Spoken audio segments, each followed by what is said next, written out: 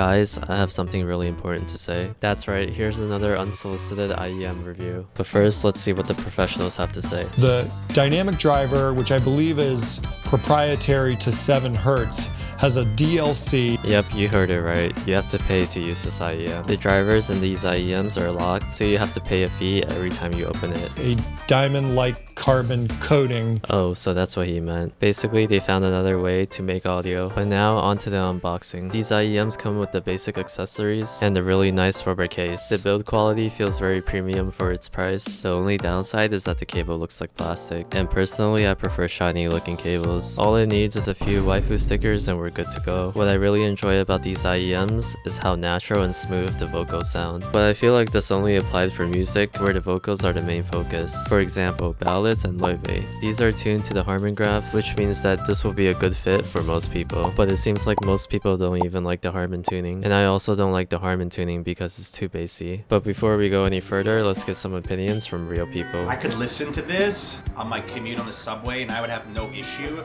My problem is I don't think they're that comfortable. I don't like rapping with the wire hitting my ear like this. I prefer the regular earbud style to this. Quality wise, decent. Bass, pretty spot on. Not perfect. I feel like with my headphones I would get better bass. Vocals, average. I've just had really good headphones before, so I would not say these match up on a high quality, but if they're low cost, I'd be fine using them. My guess on price, even though maybe this makes it look a little more expensive, $35. I do like the way it blocks sound.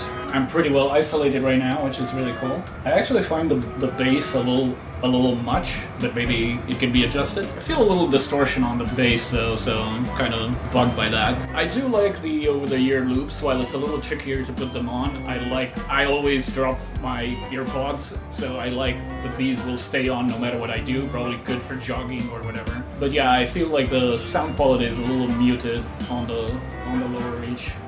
Probably like $80. So the two people I have interviewed have never tried IEMs, but it seemed like they didn't really like the bass. And another downside to this IEM that people might not like is that sometimes the treble sounds too harsh. It adds a lot of energy to your music, but it can also be fatiguing. I would probably use this in the morning if I needed a little bit more energy, or if I wanted to listen to that really sad breakup song. Alright, but who is this IEM really for? I tried it out on a bunch of different genres, and here's what I got. Like I said before, this IEM does great with anything that has a lot of vocals, but specifically ballads or opera. And when it came to EDM, I felt like it had a good amount of bass. But when it came to rock and pop songs, I felt like some parts were a little too sharp. If you listen to J-pop, it sounds great, but some K-pop songs might be a little too harsh. But don't forget, this thing is only $30 on sale. It's not anything that will blow you away when it comes to overall performance, but the vocals are really good. And thanks to 7 Hertz for sending me this. I think overall it's a decent IEM, but it's not for everyone.